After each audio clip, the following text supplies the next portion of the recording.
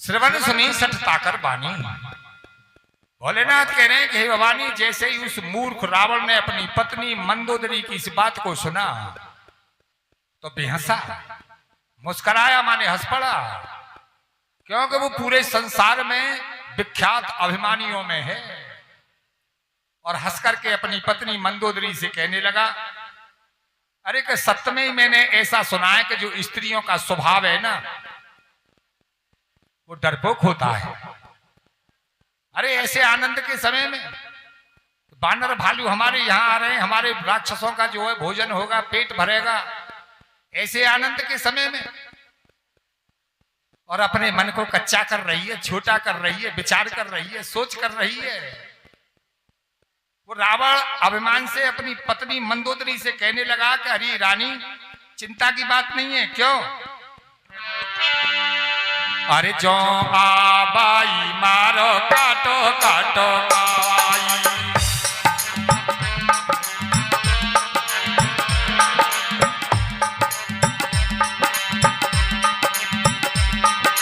जिया है बेचारे निसुचारो भाई,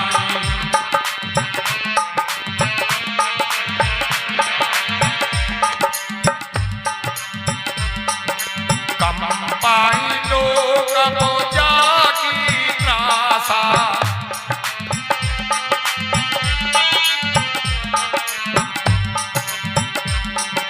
तासो नारो सभी तो बड़ो हासा।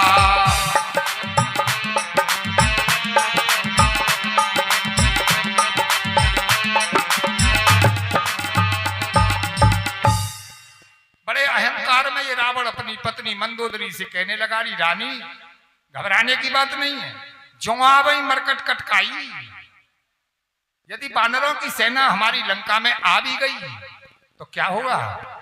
ये हमारे जो राक्षस हैं ना, ये बहुत दिनों से भूखे, ये उन्हें खा करके अपना पेट भर के बेचारे जिएंगे, आनंद लेंगे, और तू घबराने की बात कर रही है।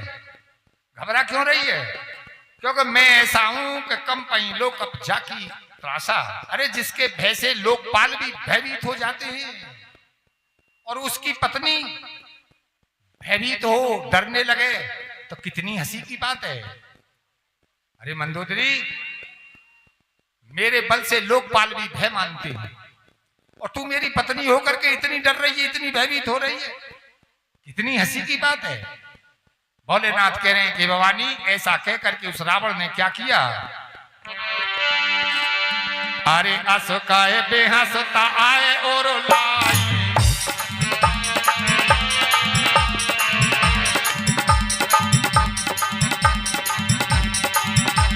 चले उस सभा ममता अधिकारी, कहो सीता राम राम हरे राम हरे।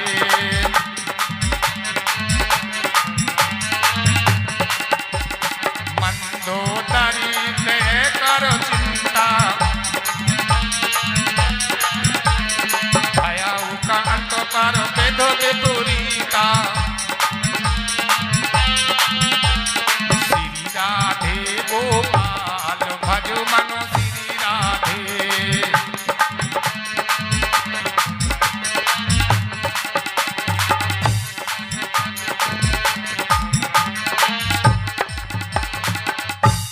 असकाई बेहंसता और लाई, ऐसा कह करके और हंसते हुए उस रावण ने अपनी पत्नी मंदोदरी को अपने हृदय से लगा लिया, और माने बहुत सा प्रेम दिखाता हुआ अपनी पत्नी को, कि जन कितना प्रेम करता है, ऐसा प्रेम दिखाते हुए और हंसता हुआ चले उस सभा, अपने दरबार को चल दिया, और ये दिखा गया अपनी पत्नी को कि मैं तुमसे बड़ा प्रेम करता हूं, मेरा बड़ा ममत्व है तुमसे। अब तो वो रावण तो वहां से चला गया। अब जो अकेली महलों में मंदोदरी रह गई, उसने अपने हृदय में विचार किया, चिंता करने लगी। और क्या चिंता कर रही है? वो समझ गई कि मेरे पति से ये विधाता जो है विपरीत हो गया है, मेरे पति के विधाता विपरीत हो गया है। काकभूषण जी महाराज कहते हैं कि हे गरुड़ जी, अब तो जैसे ये रावण अपने दरबार में जाकर के बैठा, क्या हुआ? अरे बैठे सभा खबरो सो पाई, सिंधु पारो सेना सब आई, कह दो सीता राम राम हरे राम हरे।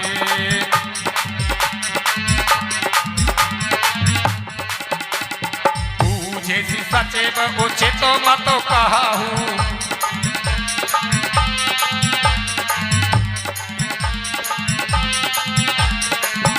सब हसे माष्ट करो रहू, श्री राधे गोपाल भज मन श्री राधे।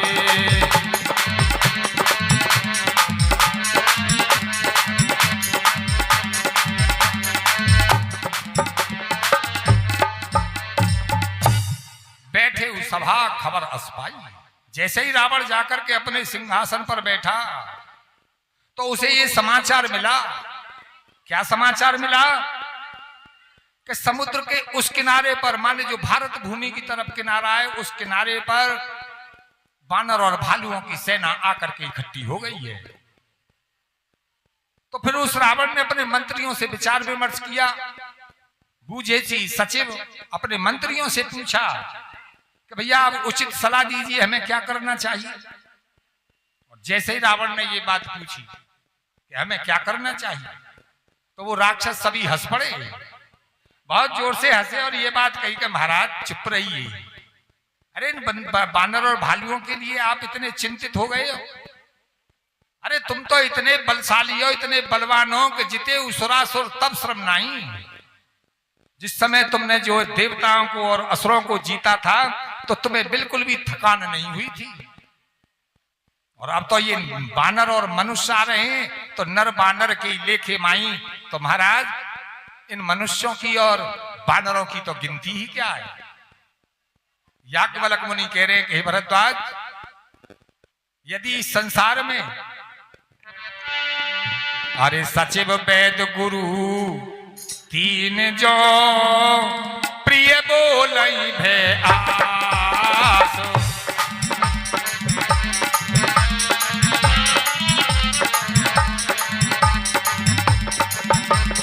राज धर्म तनु तीन करो हो दे गही नास, सियावर राम जय जय राम, अवधो पतु राम जय जय राम।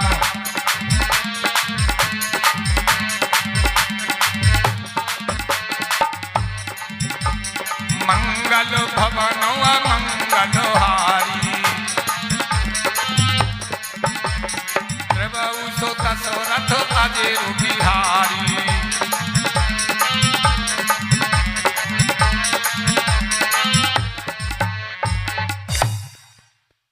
हाँ, बात ध्यान से सुनने की है, बात ध्यान से सुनने की। रामचरितमानस क्या है? रामचरितमानस का प्रत्येक शब्द हमारे लिए शिक्षा देता है, हमें शिक्षा दे रहा है प्रत्येक शब्द रामचरितमानस का।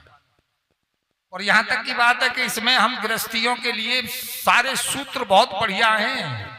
यदि हम रामचरितमानस के अनुसार चले ना तो हमारी गृहस्थ में कोई लफड़ा नहीं हो सकता है, कोई झगड़ा नहीं हो सकता है। अब ना तो महाराज हमें पढ़ने की फुर्सत है और ना सुनने की फुर्सत है, तो फिर कैसे जो अपने परिवार को अपने कैसे ठीक किया जाए। ये व्यवस्था सारी जो खराब होती जा रही है, घर घर गांव गांव, ये इसीलिए तो खराब होती जा रही है कि ना तो हमें धर्म ग्रंथ सुनने की फुर्सत है और ना सुनाने की फुर्सत है। फोन में चाहे 4-4, 6-6 घंटा रोजाना की खराब कर रहे हैं लोग, लेकिन इस रामचरितमानस को सुनने का समय नहीं है। कितना बड़ा काम होगा और 4-6 आदमी 10 आदमी बैठे हुए हैं, तो समझ लीजिए कि कितने आदमी लगे हुए हैं परमात्मा के नाम से, परमात्मा की कथाओं से कितने आदमी अटैच है। 1% मुश्किल से बैठती है अगर हिसाब लगाया जाए तो कह रहे हैं कि सचिव वैद गुरु तीन जो, ये तीन ऐसी हैं, एक तो मंत्री, एक वैद और एक गुरु। प्रिय बोले ही भय आस, यदि ये प्रिय बोले भय की आशंका से तो इन तीनों से तीन नुकसान होते हैं। कौन कौन से? सबसे पहले बतलाया राज, दूसरा धर्म और तीसरा ये शरीर। इन तीनों का नाश हो जाता है। कैसे हो जाता है? कि जैसे मंत्री है, मंत्री यदि राजा को ठीक सलाह न दे, गलत सलाह देने लगे, इस शंका में कि यदि मैं ठीक सलाह दूंगा और राजा नाराज हो गया तो मुझे मंत्रिमंडल से बर्खास्त कर देगा, इसलिए उसे इस भय की आशा से कि मुझे मंत्रिमंडल से बर्खास्त कर देगा तो उल्टी शिक्षा देने लगा। और जो राजा उस मंत्री की उल्टी सलाह को मान लेता है तो उसका राज्य नष्ट हो जाता है। दूसरी बात बतलाई वैद्य की, डॉक्टर, यदि डॉक्टर भय की आशा से और प्रिय बोलने लगे, जैसे हम गए किसी डॉक्टर के पास दवाई लेने के लिए और उसने हमें दवाई दे दी और उसने ये बात कही कि ये दवाई तुम्हें चाय से लेनी है, और चाय हमें स्वाद ना लगे रही। हमने डॉक्टर साहब से कही कि डॉक्टर साहब चाय दे तो हमें चाय तो अच्छी ना लगे, हम यह मठाते ले ली। तो डॉक्टर साहब ये सोचेंगे कि इसका मन कर रहा है और मना करता हूं तो ये फिर मेरे पास नहीं आएगा और दूसरे किसी डॉक्टर के पास चला जाएगा। या कोई मरीज ऐसा भी कह देते हैं कि डॉक्टर साहब मैंने दवाई तो आपकी खा ली है, यदि आपकी इच्छा हो तो मैं एक शराब का पैग लगा लूं। तो डॉक्टर साहब क्या कहते हैं कि विचार करके कि यदि इससे मना करता हूं तो ये फिर मेरा ग्राहक नहीं रहेगा, फिर किसी दूसरे डॉक्टर पर चला जाएगा। इसलिए वो इस भय की आशंका से कह देता है कि तो थोड़ा सा लगा लेना, तो उसके जो है शरीर का नाश हो जाता है। और तीसरी बात बतलाई गुरु की, यदि गुरु भी प्रिय बोलने लगे इस शंका से कि कहीं ऐसा ना हो कि चेला मेरे पास से चला जाए, किसी और दूसरे को गुरु बना ले तो मेरी तो दक्षिणा भी मारी जाएगी, इस शंका से यदि वो भी जो है प्रिय बोलने लगे चेला के वक्त, महाराज तनक रात को चलो जाऊं, घांगा मांगा कर लाऊं कछु, तो गुरु जी ने आके दे दी कि ज्यादा नहीं, थोड़ा सा कर लेना और जल्दी आ जाना। तो उसके जो है उसके धर्म का नाश हो जाता है। यदि गुरु भय की आशंका से गलत शिक्षा दे दे तो उसका जो है धर्म नष्ट हो जाता है। तो वही बात रावण के साथ में बन रही है। रावण के जो मंत्री हैं ना, वो रावण को गलत सलाह दे रहे हैं। वो ये कह रहे हैं कि महाराज जब तुमने देवताओं को भी जीत लिया तो तुम्हें कोई थकान नहीं हुई, कोई परेशानी नहीं हुई। अरे इन राक्षस, इनकी बानरों के और मनुष्यों की क्या बात है, आने तो दो, इनका हम भक्षण कर लेंगे, इन्हें हम खा जाएंगे। लेकिन इन राक्षसों को ये बात मालूम नहीं है कि ये बानर भालू साधारण नहीं है, ये उल्टे ही तुमको खा जाएंगे। इस बात को भी राक्षस लोग नहीं समझ पा रहे हैं। याज्ञवल्क्य मुनि कह रहे हैं कि हे भरद्वाज, ऐसी ही सलाह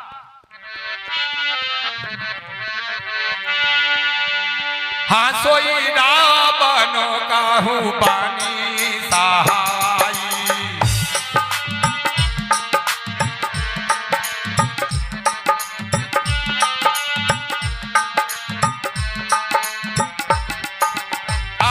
स्तुति कराही सोनाए सोनाई।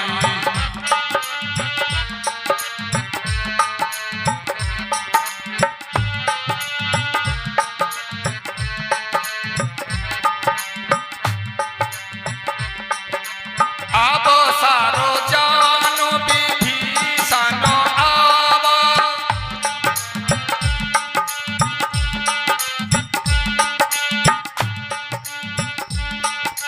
धावा तावा चरण शीशो तेनो नावा, मंगल भवन मंगल हारी।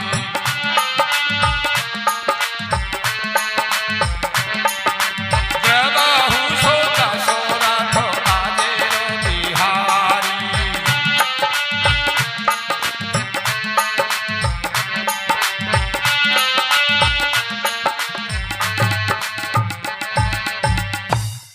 रावण सोई रावण कहू बनी सहाय। भोलेनाथ कह रहे हैं कि हे भवानी, ये ऐसी सलाह उस रावण के लिए सहायक हो गई। जितने भी मंत्री बैठे थे ना, वो सब उस रावण की प्रशंसा करने लगे, बढ़ाई करने लगे, उसे सुना सुना करके उसकी स्तुति करने लगे। यानी मुंह पर बढ़ाई करना, और मुंह पर बढ़ाई करना दुखदाई होता है। जो हमारी मुख पर बढ़ाई करे तो समझ लेना चाहिए कि ये हमारा परम शत्रु है। जो हमारी मुख पर सामने बढ़ाई करता है ना, बहुत बढ़िया सर, जो मुख पर बढ़ाई करता है वो हमारा परम शत्रु है। क्योंकि बढ़ाई पीछे करनी चाहिए। यदि हम किसी अपने की बढ़ाई उसके सामने करेंगे तो क्या होगा कि उसका पतन होगा, उसके हृदय में अभिमान बढ़ेगा। तो ये सभी जो रावण को सुना सुना करके उसकी स्तुति माने बढ़ाई करने लगे। भोलेनाथ कह रहे कि भवानी अब सरजान विभीषण आवा। मौका पा करके विभीषण जी भी उस सभा में आ गए और आकर के क्या किया कि बड़े भाई के चरणों में अपना मस्तक नवाया, प्रणाम किया और प्रणाम करके अरे पोनो ने जो जा पोनो से रो ना आए बैठो ने जो आसन नाम हरे।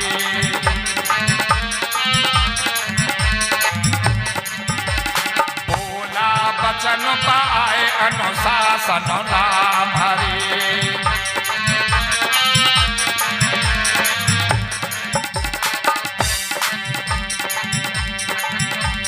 चौक पवन पूछऊ मोए बाता राम हरे। मत अनुरूप कहूँ सुख बाता राम हरे।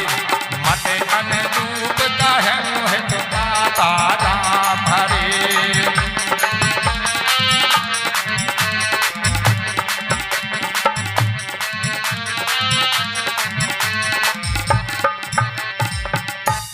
पुन सिर नाय बैठे आसन। विभीषण जी आए, अपने बड़े भाई को प्रणाम करके अपने सिंहासन पर नीचे को मस्तक करके बैठ गए। बोला वचन पाए अनुशासन। तो विभीषण से भी बात पूछी गई कि भैया तुम्हारी क्या सलाह है, क्या किया जाए। शत्रु सेना लेकर के समुद्र के किनारे आ गया है। तो विभीषण जी जो है अपने आसन से खड़े हुए। आज्ञा मिलते ही उन्होंने भी बोलना शुरू किया। विभीषण जी ने भी अपनी मति से कहा कि हे भैया, हे कृपालु, हे नाथ, हे दशमुख, यदि आप मुझसे बात पूछते हैं ना तो मत अनुरूप मेरी जैसी बुद्धि है, मैं अपनी बुद्धि के अनुरूप तुमको सलाह देता हूं, तुम्हारे हित की बात कहता हूं। ऐसा कहकर के विभीषण जी अपने बड़े भाई रावण से कहने लगे कि हे भैया, अरे जो आपन चाहे कल्याणा राम हरे।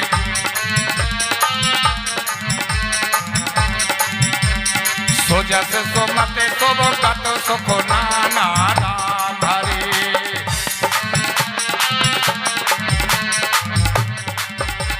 सो पर नार लीलार गुसाई राम हरे। तजाऊ जाओ तुके चंद की नाई राम हरे।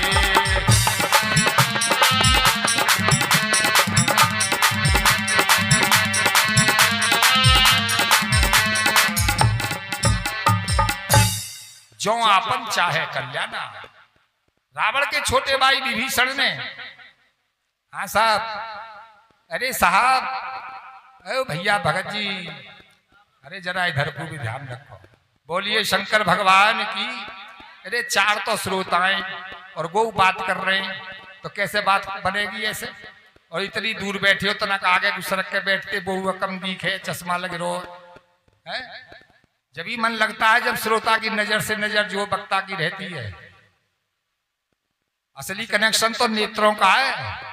नेत्रों का कनेक्शन अगर भिड़ा रहेगा तो बात समझ में आती रहेगी। ये कोई छोटी मोटी किताब नहीं है, चौथी पांचवी दसवीं की बालक पढ़ लिए साल भर में और पास है जाएगो। ये बहुत बड़ा ग्रंथ है। ध्यान से सुनोगे तो समझ में बात आएगी। और जो नए को चित्तवृत्ति घर को चली गई तो कुछ पल्ले न पड़े कि का भयो। बोलिए हनुमान जी महाराज की। इसलिए इसमें सैकड़ों जगह ये लिखी हुई है। भगवान भोलेनाथ माता पार्वती से इस बात को कहती है कि सावधान होकर के सुनो। गरुड़ जी महाराज को कहा है कि हे गरुड़ जी सावधान होकर के सुनो। याज्ञवल्क्य मुनि कह रहे हैं कि हे भरद्वाज सावधान होकर के सुनो। और बाबा तुलसीदास जी हमारे लिए कह रहे हैं कि सावधान होकर के सुनो। सावधानी हटी तो दुर्घटना। चित्तवृत्ति यहां से अलग चली गई तो फिर समझ में आने वाली बात नहीं है। इसलिए चाहे भले ही आधा घंटा सुनो या 1 घंटा सुनो, जब यहां आ जाओ तो फिर कथा को ही सुनो। बोलिए शंकर भगवान की। तो विभीषण जी ने अपने बड़े भाई को सलाह दी कि हे भैया देखो तुम मेरे बड़े भाई हो, मैं तुम्हें बिल्कुल उचित सलाह दूंगा।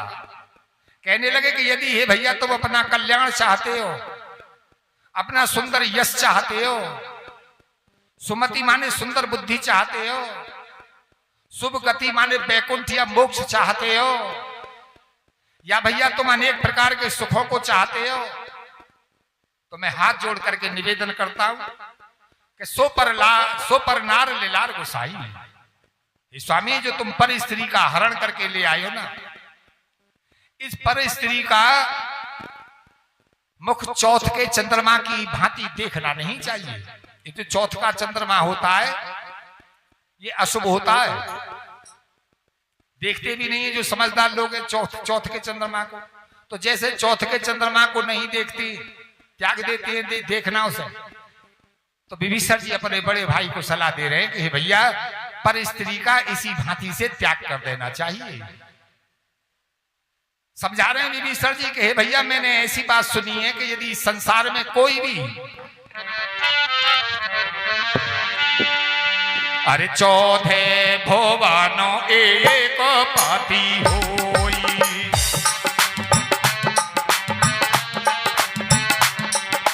भूत द्रोहते ताई नहीं सोई,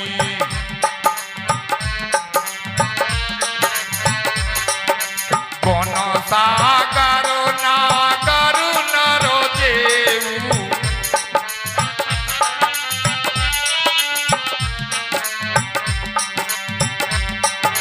आलाप लोगो भालो काही ना को।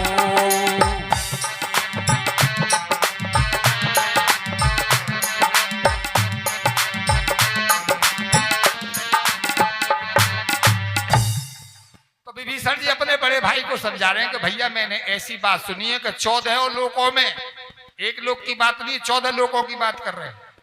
कह रहे हैं कि 14 लोकों में 14 लोकों का भले ही चाहे कोई एक ही स्वामी हो, एक ही मालिक क्यों ना हो,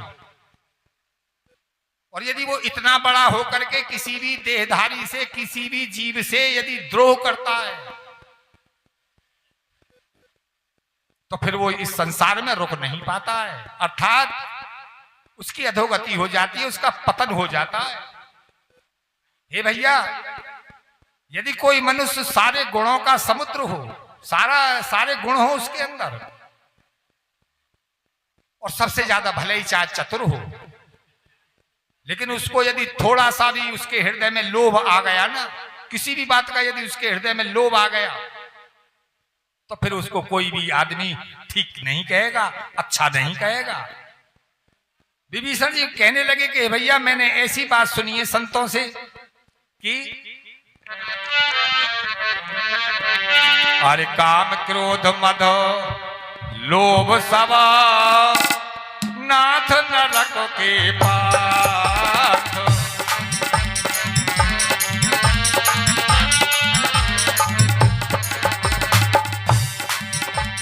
सब पर हर रघुबीर भजऊ भजई जी संत सियावर राम जय जय राम, अवधो पतो राम जय जय राम।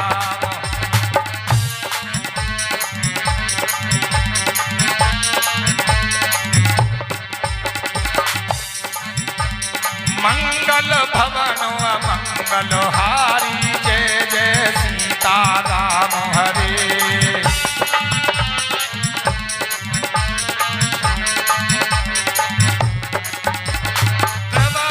दशरथ अजय बिहारी जय जय राधे श्याम हरे।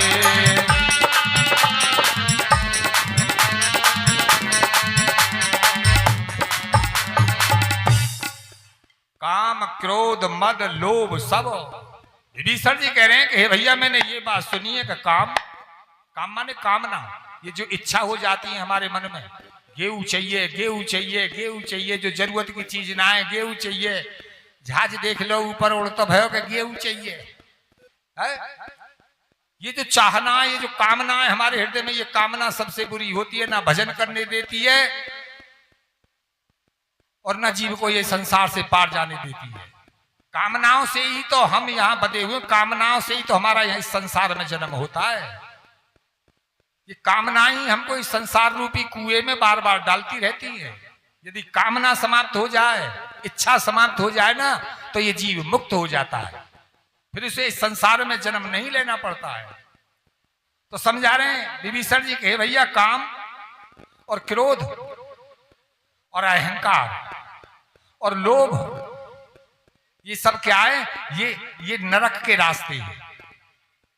या तो कोई कामी हो, या कोई क्रोधी हो, अहंकारी हो, लोभी हो, किसी के हृदय में यदि थोड़ा सा भी इनमें से है ना, तो वो किस मार्ग पर चल रहा है? नरक के पंथ, ये माने नरक के रास्ते हैं। इसलिए भैया मैं तुमसे निवेदन करता हूं हाथ जोड़ करके कि सबका त्याग करके और उन भगवान श्री राम जी का भजन करो कि जिनका भजन सारे संत करते हैं। आगे बात बतलाने लगे। विभीषण जी कह रहे हैं कि हे भैया, हे दशमुख, तुम राम जी को बार बार मनुष्य कहते हो। अरे वो मनुष्य नहीं है। क्या और कौन है वो? तो बतलाने लगे विभीषण जी। अरे तात राम नहीं नर भूपाला, भुवनेश्वर का लौकर काला, कह दो सीता राम राम हरे राम हरे।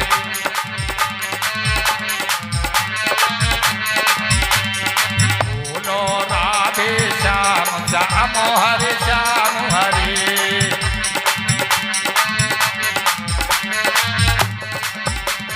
ब्रह्म अनामे अज भगवंता, व्यापक अज तो अनादि अनंता। श्री राधे गोपाल भज मन श्री राधे।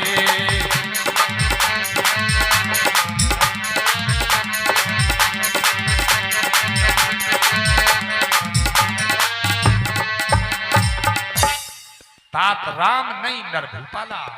विभीषण जी समझा रहे हैं कि भैया ये जो राम जी है ना, ये मनुष्य नहीं है, ये मनुष्यों के राजा नहीं है। और क्या भुवनेश्वर कालम कर काला, परिचय दिया भगवान का विभीषण जी ने कि हे भैया दशमों को, ये जो राम जी है ना, ये संपूर्ण भुवनों के ईश्वर हैं और काल के भी। कैसे हैं काल के? काल कि काल जो समस्त संसार को खा जाता है। काल इतना बलवती है, इतना प्रबल है कि पूरे संसार को खा जाता है। चाहे चर अचर जितने भी इसमें जीव हैं, सबकी जो है सबको भक्षण कर जाता है। और वो काल भी भगवान श्री राम जी से डरता है। तो भगवान ऐसे सामर्थ्यवान है। तो कह रहे हैं विभीषण जी के वो ब्रह्म हैं, वो अनामय हैं, वो जन्म मृत्यु से रहित हैं और भगवान हैं, वो सर्वव्यापक हैं। हे रावण, वो अजित हैं, उन्हें कोई जीत नहीं सकता है। वो अनादि हैं, जिन्हें तुम 12-14 बरस के से मान रहे हो ना, 12-14 बरस के नहीं है, वो तो अनादि हैं, पहले से ही हैं। और हे रावण, वो अनंत हैं, उनका कहीं भी अंत नहीं है। रावण शांत सुन रहा है विभीषण जी की बातों को। तो विभीषण जी कह रहे हैं कि भैया वो ऐसे महान हैं भगवान। ए बच्चे हो, ए शांत बैठ जाओ, बैठ जाओ, बैठ जाओ। तो कह रहे हैं विभीषण जी के वो भगवान क्यों अवतरित हुए, क्यों उन्होंने अवतार लिया है, उस बात को विभीषण जी ने रावण से कहा।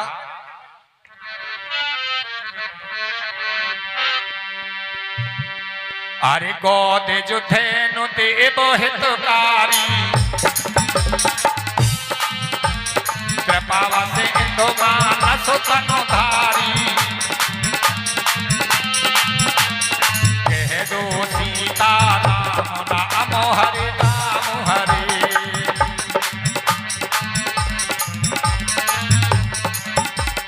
देहो नाथ प्रभु कहूँ देही, भजऊ राम बिनु हेतु सनेही। श्री राधे गोपाल भज मनु श्री राधे।